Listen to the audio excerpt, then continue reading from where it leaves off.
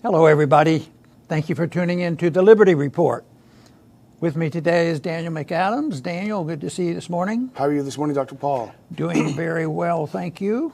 And I'm trying to figure out what things I'm going to say positive I'm looking for, and we want to talk about Yemen. Yeah. And maybe there is a twinge of something positive there, because we've mentioned the Yemen war that we've been involved with and allied with Israel and Saudi Arabia and UAE. So, but it looks like there's been a change, and the word that came to me when we were thinking about it was schizophrenia, of the policy. Exactly. Because all of a sudden, after all these years and all these justifications, it's been going on for more than a decade. I think the first time I was really criticized on national TV was more than 10 years ago, because we were too close to what was going on there. But there's been what they call a proxy war. That was our policy, Republican or Democrat. Yeah. The proxy war, it was all Iran's fault. They sent them in there. They caused all the trouble. And that was the justification for our help, our military assistance, and the bombing, and all these things going on.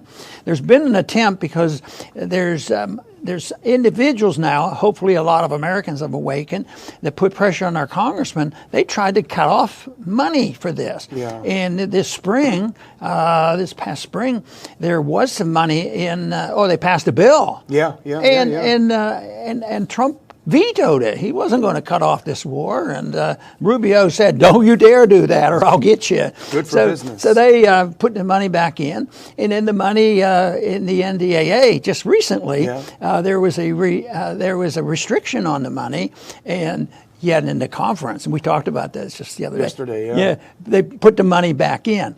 So it's an on again, off again, but all of a sudden today, the policy has changed. In this case, in the right direction, but I don't think they've all of a sudden become non-interventionist libertarians.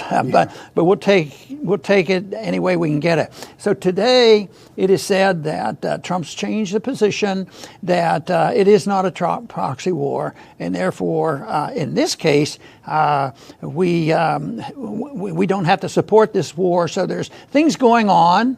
At the same time, they did mention in the release, and the administration still takes the position, that doesn't mean that Iran's off the hook. So we're still going to surround them with about 100 nukes, just in case they attack us. So anyway, this is different. It's changed, and it's amazing how facts can change so quickly. All of a sudden, it's not a proxy war. So did they quit becoming a proxy war, or could we be a little bit nutty on our foreign policy? Of course, for me, the foreign policy is very consistently wrong. I think you could make a comparison to how many factions there are between what has been going on in Yemen and Syria, and even Afghanistan, all these places. Once we disrupt things, you have different factions coming out and looking for an opportunity to gain power. But right now it's shifting, and there's several reasons to suggest, just why this has happened. Yeah, and what we're talking about, we saw this first on antiwar.com, which is a great early morning stop for people.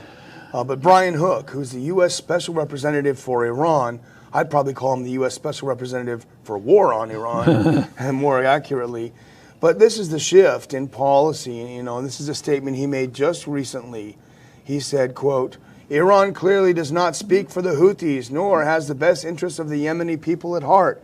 Iran is trying to prolong Yemen's civil war to project power." And within all of the fire breathing in that sentence is a big shift, because here's what he said in September. Iran is controlling and deploying the Houthis as a terror front.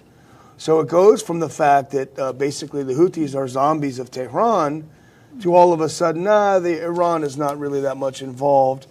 And so you'd say, well, is this a wake-up call if they finally wake up and smell the coffee and see reality? When we feel optimistic, we'd like to think that. However, we have a cynical side. And my guess is that what's more responsible for this shift is that the Saudis are getting the pants beat off of them by these tribal people in Yemen, the Houthis, and they're trying to sue for peace. There have been secret talks. There have been open talks. The talks are ongoing. The Saudis are losing this war. Unfortunately, as they lose, they take thousands and thousands of more innocent civilians with them in direct bombing and in famine in Yemen. We're truly one of the world's greatest, probably the world's greatest humanitarian catastrophe, all done by the Saudis with our backing.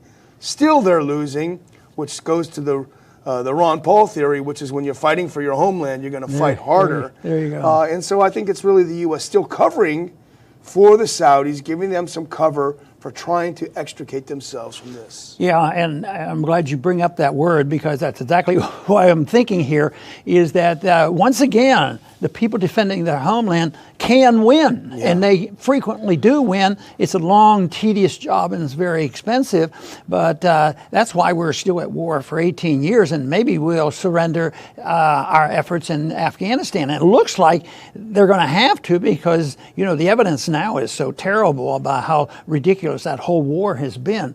So this is, I think it's good news that this is happening, and that the homeland people.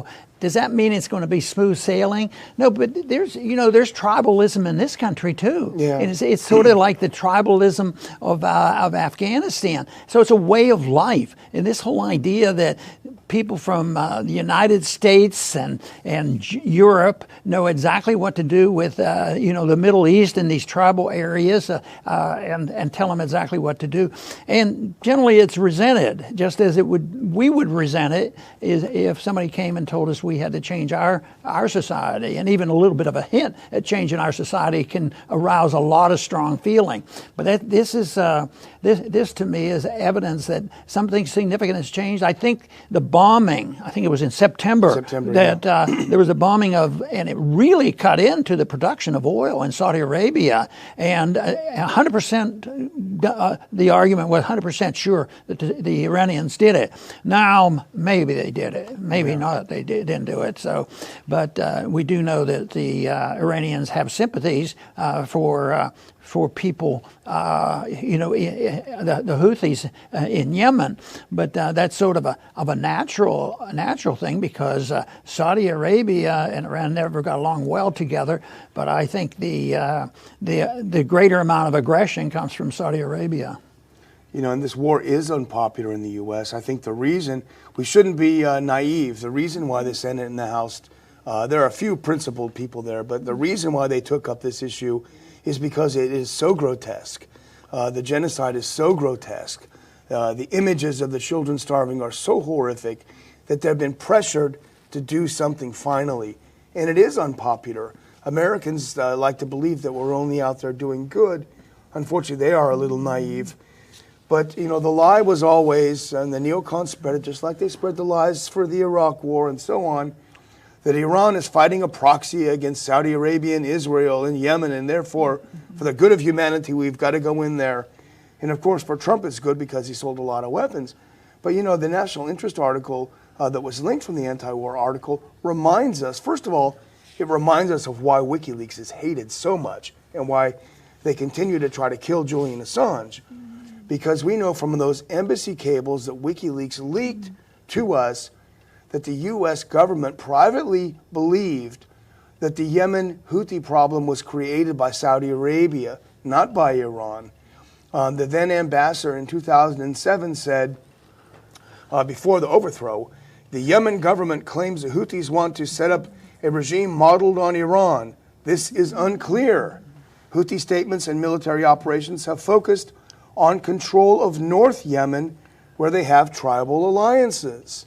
And here's another cable that was leaked. The deputy chief of mission at the U.S. Embassy in Yemen wrote at the time that the Houthis were being stirred up by an influx of Saudi-backed sectarian Sunni preachers.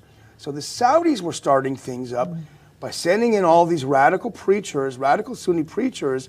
The Houthis are not Sunni, they're a form of Shia, and so they're disrupting, the Saudis are disrupting the internal balance of the country, and that's what happened. And the Houthis weren't trying to take over the country. They had an alliance with their with their tribes in the north. And this is what we talked about yesterday with Afghanistan. Yeah. We refuse to look at the world in a different way than we look at our own self, that there are not sort of monolithic governments, that this is a tribal thing. there's not much mention of Oman, and yet they might have played a role in this and in softening the hostilities, because I think they have been doing some talking with Saudi Arabia, and they might have been able to soften this, because you don't hear much about them being militarily involved. But it was in their interest. They live in the territory. They're a part of the neighborhood, and it would be a plus to see somebody like that maybe helping to bring the peace in this area. But when you have people going 6,000 miles away and supporting governments like the Saudi government, it just makes no sense. And I still think the word schizophrenia, where the way we switch around, 1 minute we're supporting, the next minute we switch, and I keep thinking about how many times do the Kurds have to switch? That's not so much schizophrenia, but our policy is schizophrenic, because we're one time giving support to a group, then we withhold their support, and this one is rather dramatic. I don't recall any change in policy this dramatic, but some people are saying, well, they don't get too excited, don't overly cheer, because yes, it's not their proxy war, but they're still bad guys, and this sort of thing, and they may well be. I don't think all of the potential animosities between the individuals, including Iran, they have an interest in there. So it's probably somewhere in between, neither that the Iranians caused everything, which we don't believe, or that there will be nothing at all. I think it would be normal for them to have an interest. So all we need to do, Daniel, is send over a pamphlet and spread it around and say, read this pamphlet. I want to tell you about non-intervention, why your tribal organization, the way you have your country, it should be legal in a free society. Why do people have to pester you? And you don't pester anybody else. If you don't pester anybody else, nobody should be pestering you. But that's too complicated. They much rather have this simplistic. Have 6 or 8 groups, because selling weapons and people who don't deserve power or other people wouldn't know what to do if they didn't have these options. So it's just not popular with the authoritarians and the people who are making money. And this really goes to the core of what's wrong with U.S. foreign policy, because the so-called experts are incapable of digesting a very simple concept, which is that other nations act according to their own perceived or objectively real national interests. Those might not always be in line with the U.S. national interest, and that diplomacy is how you reconcile those two differences, potential differences. So the U.S. can never conceptualize that someone else is acting according to a national interest completely separate from ours. And I say this because you mentioned Oman, and that's an important point, because Oman is trying to be a kind of peace broker in this war. It's not because they woke up one morning and decided that they want to be the local peacemakers. It's something actually more fundamental and probably more healthy. They're doing business with Iran. They share a big natural gas deposit between the two of them, and it's Iran and Oman's interest to not have this conflict in the region, because they both want to make some money and do well and build up their countries. So this is the reason they're acting according to their national interest, Oman and Iran, in trying to tamp this thing down, get this war over, so they can build some pipelines, sell some gas, and get back to normal. There's another part that we frequently mention, and that is the lack of education that enters into the minds of the people who run our foreign policy. Yeah. They never learn. They do the same thing over. And some people say, well, they don't really want to learn. They have this motivation that perpetual war is a benefit, and they have their reason. But there are many others, though, just never give up. They're locked in, and they say that,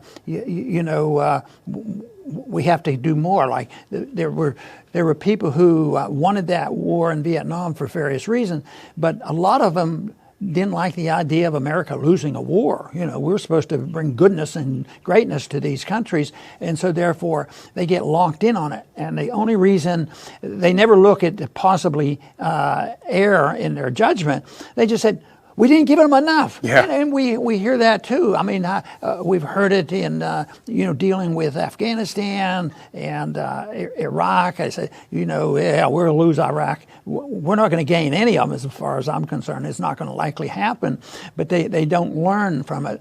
But the big thing is just stupidity. I think it is on some part. Ignorance, because they don't know what's going on. And for others, their interests are served by the perpetuation of constant war. Yeah, it builds a lot of mansions in D.C. And, we started out talking about this. So why is this shift? And I think and you mentioned the September missile attack on the Saudi oil facilities. And that was really a game changer. The Houthis claimed credit for it. The U.S. blamed Iran. Iran said we didn't do it. The U.S. said we're absolutely sure.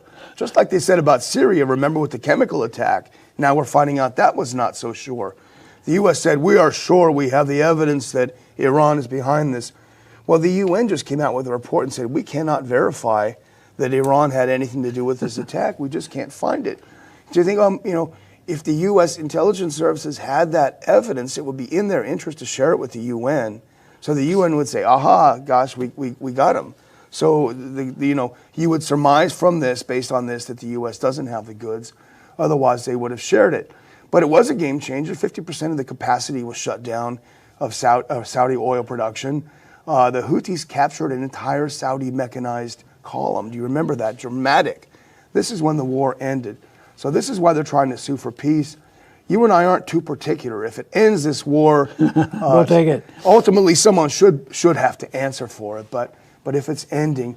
But I want to end this show with a huge thank you to all of you out there. And we're going to talk about this more in the new year. But our program is growing constantly. More and more viewers tune in. Hopefully it's because all of you are losing more faith in the mainstream media. But we've got a little JPEG we want to put up here. This just happened today. Chris Rossini sent it over to us this morning. We just hit 200,000 subscribers to the Ron Paul Liberty Report. And Dr. Paul, not only is that a good number for a hard news show like this, but our subscribers are more engaged. We have a lot of people subscribed, but a lot of them watch the show, unlike a lot of other channels that have huge numbers, but not a lot of interest. And that's thanks to you. So many of you, we meet you in conferences. You say, I watch the show every day. I catch it as often as I can. So thank you so much for your support. Now we got to grow it to 500,000. So keep telling your friends and relatives and enemies to subscribe to the Ron Paul Liberty Report. Thanks very much. Very good, Daniel. That is a nice number. I'm very pleased with it. So keep up the good work.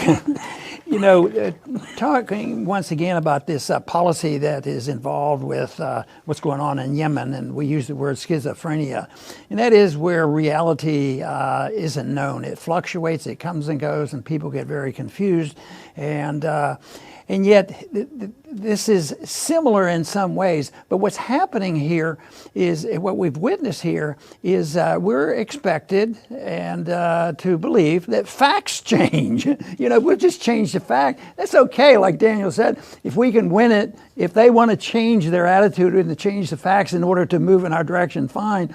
But it's just a shame that it takes them so long, because next go around they'll make up the facts again. And this is why it's important.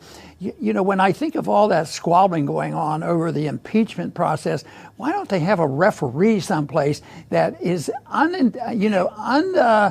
influenced by this factionalism? Why can't somebody just look at the facts, folks? This is the facts. These are the facts. In that case, maybe they should have more libertarians sorting out the differences and forget about those two parties that seem to be fighting all the time. But then again, it's the imperfection of man that causes this problem. No matter what the name of the group is, you're going to have it. And it's the argument why government should be very, very small, because man is imperfect. And as soon as you give man more power than he deserves, and has more than the responsibility for himself, and then they're going to make mistakes when they start making decisions for other people, whether it's how they live socially, religiously, economically. And if we tell other countries, man is imperfect, and that's why the amount of energy that is allowed to be spent telling other people how to live should be strictly limited. That should have been what our country was all about. That was the goal of many of the founders of this country. But right now, look at where we are today. We have so many bureaucrats parading us with guns, telling us how to live and what to do, how we live in our social lives, and just think of all the nonsense going on. But someday they're going to wake up and say, well, the facts are that the world would be better off if everybody assumed responsibility for themselves, and that there was no permission or no granting of authority for people to use force, whether it's individual force or the force of government, to do things they have no moral authority to do. It doesn't sound complicated, and it could, just accepting that could move in a direction where there would be a lot more peace and a lot more prosperity and a lot less killing. So my vote's for non-intervention all around in all areas of the responsibility of government, because they overreact and we end up with these chaotic messes like in Syria and Afghanistan and Yemen. It would be a lot different. So that's one reason why we exist, and we hope we can spread this message of peace and prosperity. And we do this constantly because we believe it for moral reason, constitutional reason, and for practical reasons. I want to thank everybody for tuning in today to the Liberty Report. Please come back soon.